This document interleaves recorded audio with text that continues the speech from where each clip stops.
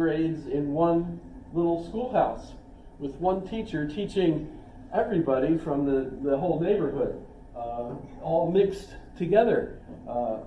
There's some great videos actually about it, but who knows if I'll find it or not. And it's silly, and the music is silly, dun dun dun dun dun, dun, you know, etc. And these little Muppets, you know, or Moppets or whatever they call them. In any case, you had a one-room schoolhouse in a lot of places, and what you would have to do to properly teach young people is to separate them into age-related groups, psychologically age-related groups, and then have them presented with challenges that would you know, literally challenge them, inspire them to figure out how to solve these problems themselves. Because what we really needed to do, and what his philosophy, he called his philosophy instrumentalism. That's pragmatism, but he changed it to instrumentalism because knowledge is an instrument. And truth is an instrument used by us to solve our problems. It changes as the problems change, so it has no eternal or transcendental reality. And as a result, instead, we refer to things as warranted assertions. Problem is, when we say this is true, we feel like, well, it was true for Jesus, you know, if you know, the King James Bible is good enough for Jesus, then it's good enough for me. No, wait a minute, that's false, because the King James Bible clearly wasn't. You get the idea. Truth changes over time. We learn new things. Gravity, we talked about the models and so on. And so the problem is, if we continue to talk about something as being true, we want that to remain fixed. And so Dewey came up with the idea that instead of talking about things as true, we should call them warranted assertions. These things are based on our current understanding, a warranted assertion, you know. And you could change your warranted assertion without having such a big problem with it. Once you realize that there are other things that lead us to recognize that it's, wait a minute, this isn't coherent. You know, you can't have this and this. So we have to re-examine this and discover. It was really annoying just the other day. All this time I thought of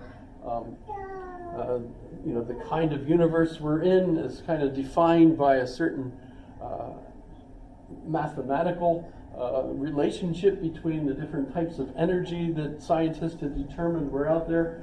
Well, apparently new studies have conflicted with that kind of analysis, and as a result, they're not so sure about those things that I've been teaching even just up to last week, which is, you know, a shame. What are they saying now about those things? Well, they're just saying, gee, it doesn't really look like that works. There's not that much dark matter out there, apparently. My astronomer teacher, who is an astronomer, Just taught that. just told us that, 75% of everything is dark. Yeah, well, now they're questioning that, at least in some studies. So next week, we'll find out something else. You know, I mean, you know, that's the problem. When you're in that business, you've got to find something new or you don't get your PhD, right? And if you basically run out of new things, there's one physicist from Germany who has lots of English YouTubes, and it's funny because her accent is quite interesting, but she keeps saying nothing has developed in physics for over 40 years. 40 years. You know, so in a sense, physics is at a standstill. Well, taking the Hegelian a dialectical process and applying it to education, you get what Dewey calls the theory of inquiry. By the way, this is a title of a book, actually, as well. I mean, if we look at something I should do here.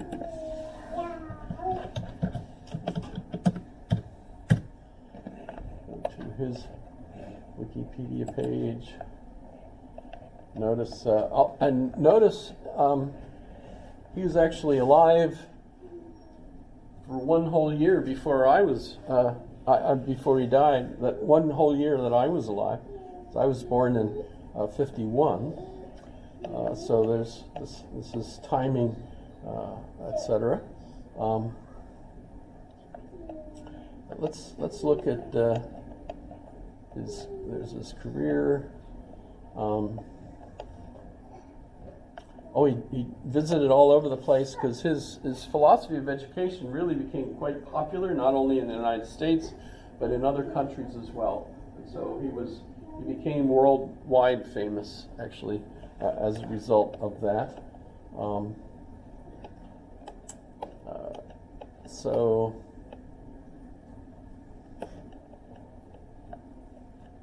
There's also a video of him.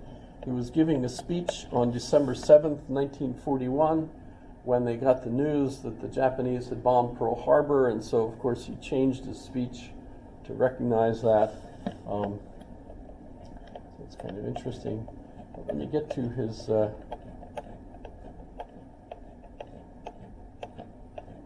books. Laboratory Schools, or the New School for Social Research. That was in New York. His logic, he has a special logic, which is based on Hegelian, and logic, the theory of inquiry, theory of propositions.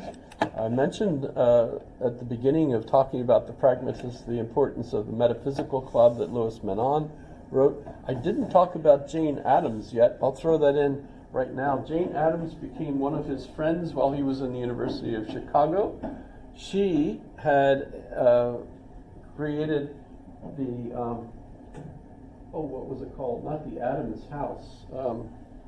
There was Hull House, which was a home that was supposed to bring art to the poor people, with the idea that if poor people had a chance to see what kind of art there was, that would help them on their way, that would give them some inspiration to have better lives. And it seems to have worked. She was rewarded by the president with a medal of presidential medal. And they influenced one another. Mostly she influenced Dewey. He really just didn't understand that there was such poverty in the United States. He was surprised, and so had an interesting discovery thanks to her on that.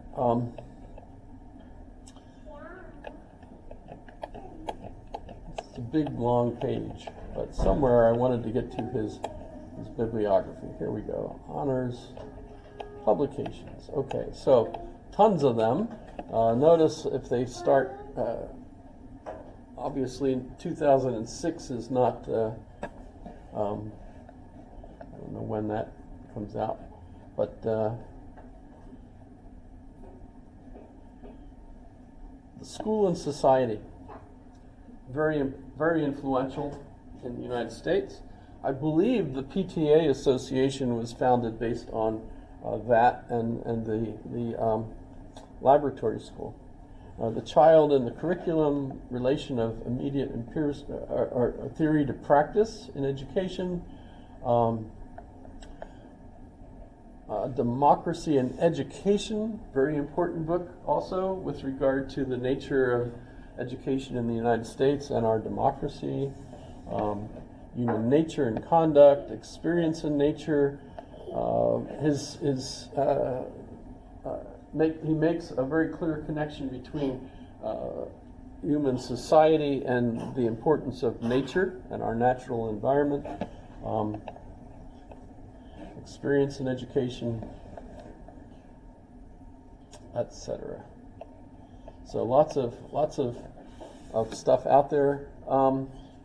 They're usually easy reads. They're not that, they're not like European books that are like this thick. They're much more appropriate, for carrying around and reading. They read quite quickly, although his language is a little thick. So So that's his major works. I have some of them listed here. His work on psychology, the school and society, democracy and education, reconstruction and philosophy, human nature and conduct. The quest for certainty, that's really a fascinating one for me because as you're trying to find something that you know for certain, of course, what you discover is that there's other questions that come up almost immediately, and so it's very frustrating. And that's where the idea of the warranted assertion was really quite significant, because you make an assertion, but that's the job of that warranted assertion is for us to figure out, well, what's wrong with that one? So it's a starting point for us to move on to criticize it and so on. And theory of inquiry, if you look at how that works, generally what happens is we have a problem. We need to solve the problem. So our first step is to try to analyze the problem and figure out what's causing this problem. Once we've done that, then we try to figure out, aha, so how can we solve this problem? And so you come up with a hypothesis to solve the problem. And then you test it. And if it works, you're done. If it doesn't, you have to figure out again, well, maybe I missed something about what the nature of this problem is. So let's restudy the problem. Let's go through these, retrace these steps, figure out a new hypothesis, and then test that. And we might keep doing that, of course, until we find a solution which works for now. So that's the typical approach that the theory of inquiry has.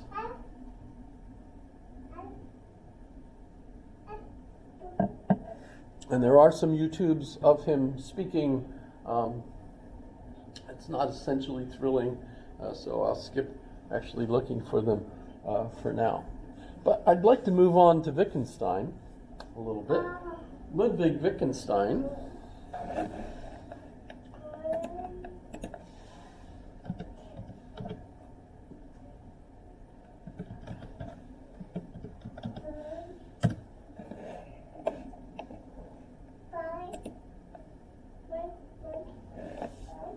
was a very odd sort of cookie, if you can think of him as a cookie. He's considered to have been perhaps autistic, but I mean they didn't really have autism as a defined situation at the time. So this is, illegal as a psychologist or psychiatrist trying to diagnose somebody who's dead. You're not actually going to get to visit him. But just based on what people said about him and so on, he was pretty strange.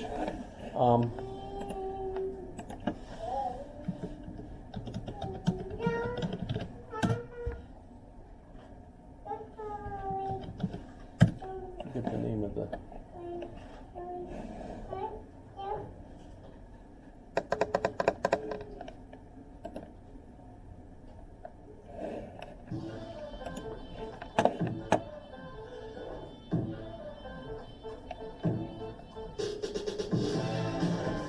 How do I get out of this thing? We can't. Oh well. Okay. So this is an actor pretending to be.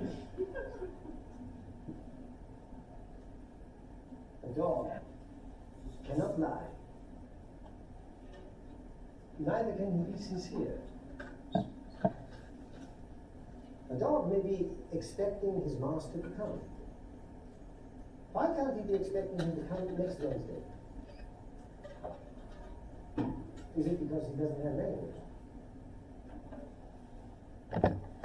If a lion could speak, we would not be able to understand what he said. Why do I say such a thing? If we can understand him, I shouldn't think we'd have too much trouble with him. Could get an interpret. Do you mean for me or for the lion? Yes, yes. That's supposed to be Bertrand Russell. To what possible use would that be? To imagine a language is to imagine a form of life. It's what we do and who we are that gives meaning to our words. I can't understand a lion's language because I don't know what his world is like. How can I know the world a lion inhabits? Do I fail to understand him because I can't peer into his mind?